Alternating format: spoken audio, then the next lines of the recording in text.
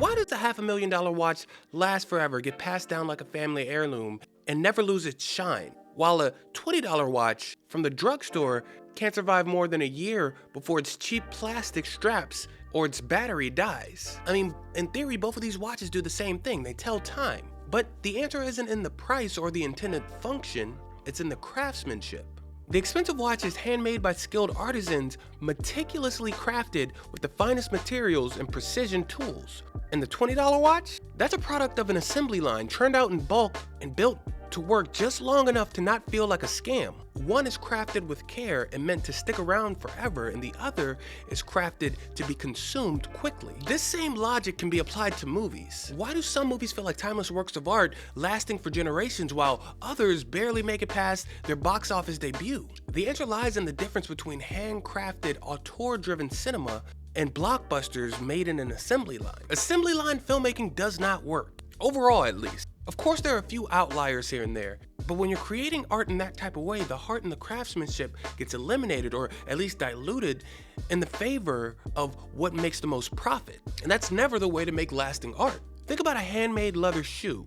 You can feel the care that went into every stitch. The leather softens and molds to your foot over time, becoming even better with age. Compare that to a mass-produced sneaker where glue takes the place of stitches and every shoe looks and feels exactly the same. I mean, of course it gets the job done, but there's no soul in it.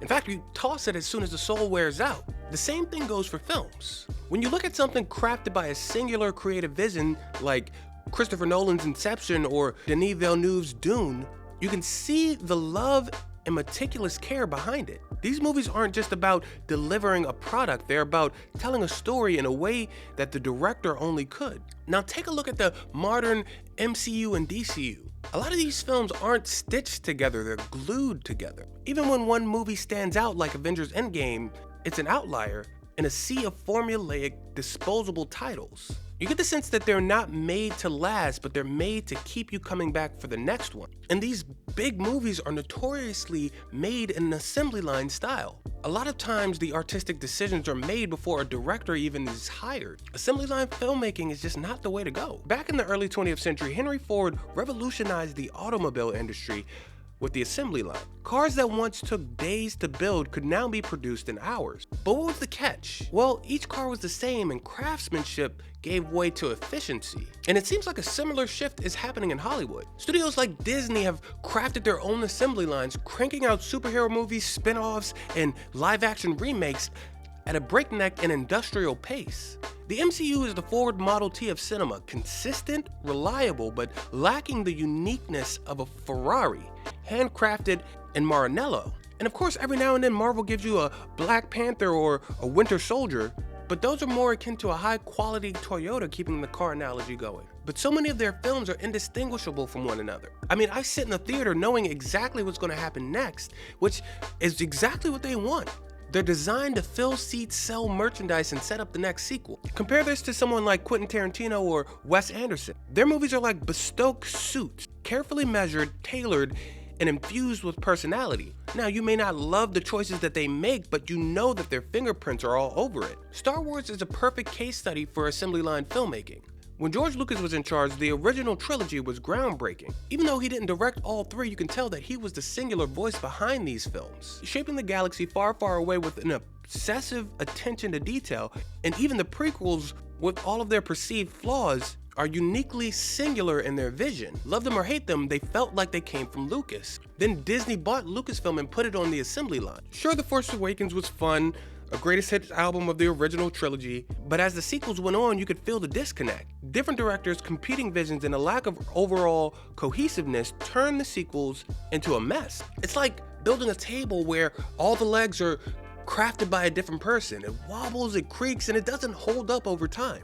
Even when a singular creator helms a project under the Disney umbrella, like Tony Gilroy with Andor or Jon Favreau with The Mandalorian, the larger system inevitably dilutes their work. These shows have standout moments, but they still feel like a piece of a larger machine rather than handcrafted works of their own. Now, I say all of this, but of course assembly line manufacturing and filmmaking isn't all bad. Just like mass manufacturing occasionally delivers a brilliant product like the iPhone or a reliable Honda Civic or even raw denim jeans, Hollywood's production line approach often gives way to gems.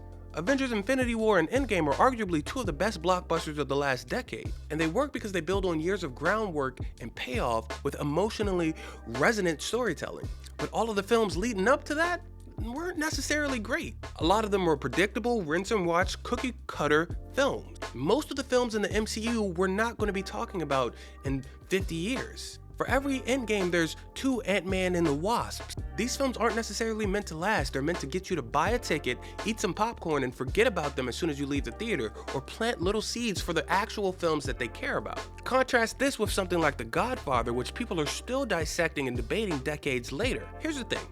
Movies, like watches and shoes, are an investment, and not just a financial investment, but an emotional investment. Your favorite piece of art sticks with you in a way that nothing else can. A lot of what we know as social norms comes from cinema, and that's a powerful tool.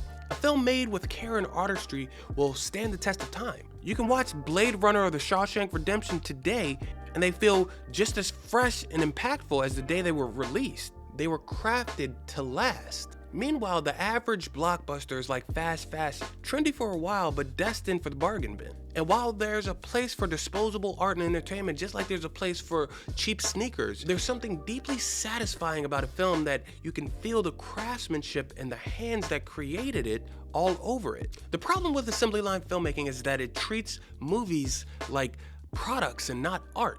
And yes, of course, the people that make the movies and finance the movies want to make money off of it. But that's not the way that movies last forever. Making films like this prioritizes quantity over quality, speed over care, and profit over legacy.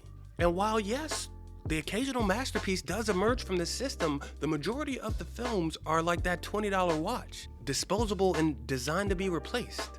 Not unless we do something about it, and I know we're not going to do something about it, but always pay attention to what you're consuming as art. Ask yourself, is this a product or is this actual art? And if it's the former, ask yourself, are you okay with that? And there's no problem with being okay with that. I love disposable entertainment, but I do think there needs to be a better balance between the disposable entertainment and what we consider art. Because in storytelling, just like in craftsmanship, the hand of the artisan makes all the difference.